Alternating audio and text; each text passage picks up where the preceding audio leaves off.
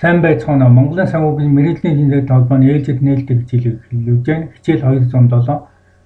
За энэ хичээлээр төвөөр судалгааг авч үзнэ.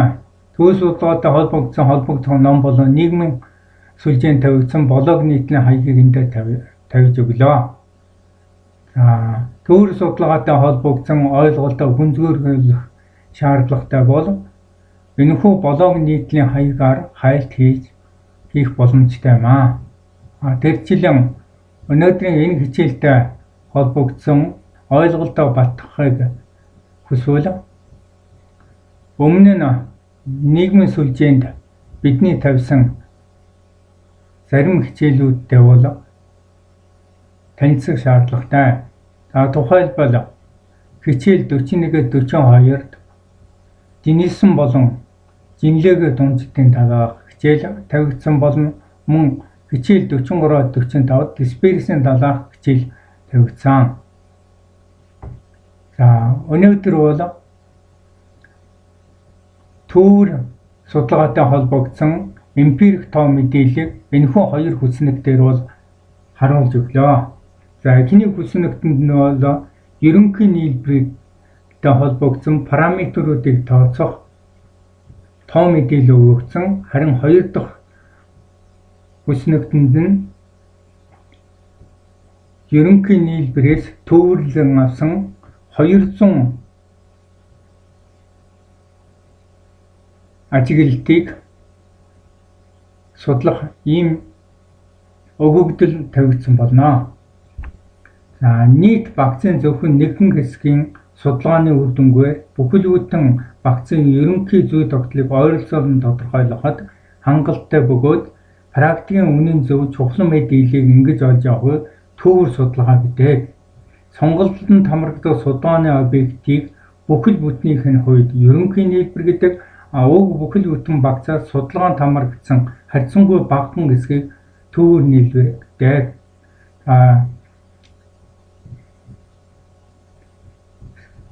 Судалгаанд хамрагдсан ажиглалтын давтагдах болон давтагдахгүй байдлаас нь хамааруулж давтагдах төвөөр, давтагдахгүй төвөөр гэж ангилдаг.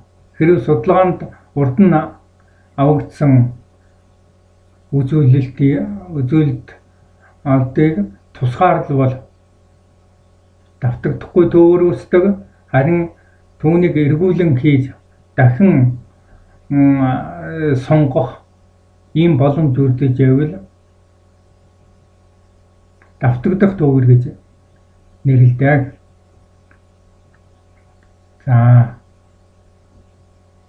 ерөнхий нийлбэрийг тодорхойлохтой холбогдсон тоо мэдээллийн дээр өгөгдсөн байна. За X дээр бол X-ийн тоон утгуудын интервалаар өгөгдсөн. За тэдгээрийн давталтын тоо F-ээр тэмдэглэгдсэн. За энэ интервалын дунджийг давталтын тоогоор үржүүлэх 3 дахь мөрөнд тавигдсан. За энэ ажиглалтын дунджаасан хэлбэлцлийн квадрат 4-р мөрөнд. За энэ дараагаар нь бол энэ хэлбэлцлийн квадратаа давталтаар үржүүлж сүүлчийн мөрөнд үтсэн байна.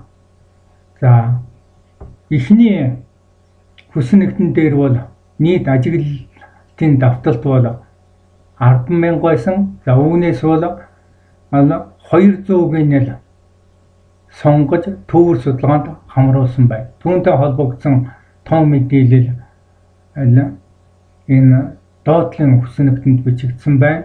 За энэ дээр бол статистик судалгаатай холбогдсон үржүүр болон дүнг гаргаж тавьсан байна. За тооцооллын үр дүнгээр билээд арифметикийн дунджийг бол ерөнхий нийлбэрийн хувьд энд тодорхойлсон. За энэ эхэн дээр бол одоо энд ажиглалтын тоогоор үржүүлээд давталтын тоогоор үржүүлсэн байна. За энэ бол энэ 12 тэрбум 400 12 сая 400 мянга гэдэг. За энэ бол энэ илэрхийллийн бүртгүүрт нь за давталтын тоонд одоо түүнийг хуваасан. За ингээд ерөнхий нийлбэрийн дундаж тодорхойлогдсон байна. За ерөнхий нийлбэрийн үзүүлэлт тусвар нь энэхүү дундажаас хэлбэлцлийг бол дисперс буюу хазайлтаа тодорхойлсон. За энэ дээр бол квадрат дундаж хэлбэлцэл байгаа учраас түүнийг язгуураас гаргаж энд бичсэн байна. За үүнтэй нэгэн адилаар төвөр нийлбэрийн хувьд арифметикийн дундаж болон дисперсийг тодорхойлсон байна. За энд том n-ээр ерөнхий нийлбэрийг жижиг n-ээр төвөр нийлбэрийг тодорхойлсон байна. За энэ дээр бол том мэдээллүүд болоо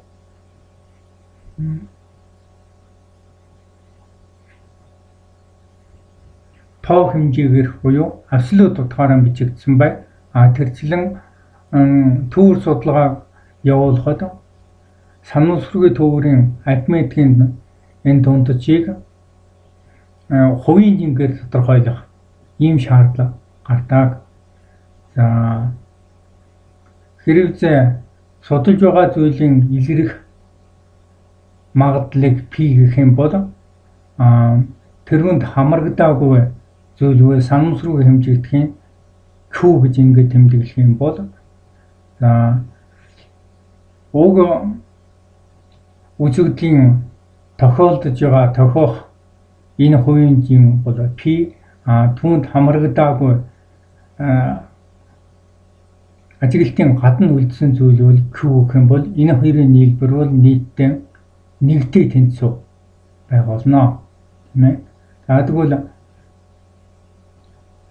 судалгаанд хамрагдсан зүйл болон хамрагдааг зүйлийг бол нийлбэрийг бол нийт дүнд нь хувааж арифметикийн дундажийг бол хувь хэсгээр бол тодорхойлж байна. Өөрөөр бол хувийн жингээр. За үүний хазаалтыг бол энэхүү томьёоны дагуу бол илэрхийлнэ.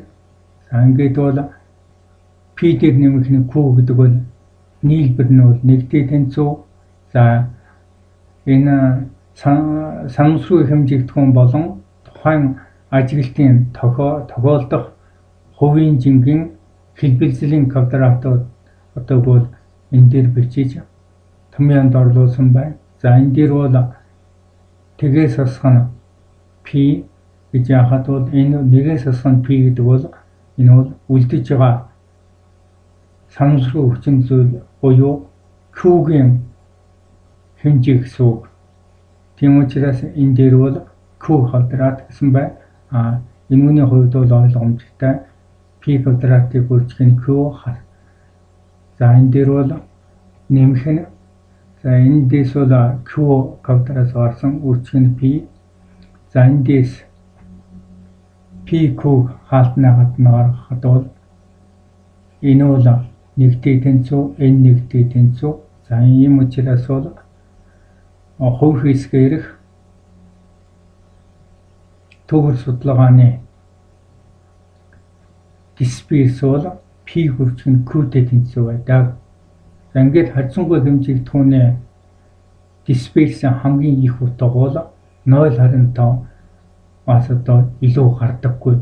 За энэ нь бол цаашийн судалгаанд бол зайлшгүй хэрэгтэй байдаг. Хувь хэсгээрх төвөр судалгааны хувийн жинг бол энэ томьёог үндэслэн судалгаа тооцоонд бол ашигладаг байна. За ингээд өнөөдрийн хичээлийг өндөрлөж байна.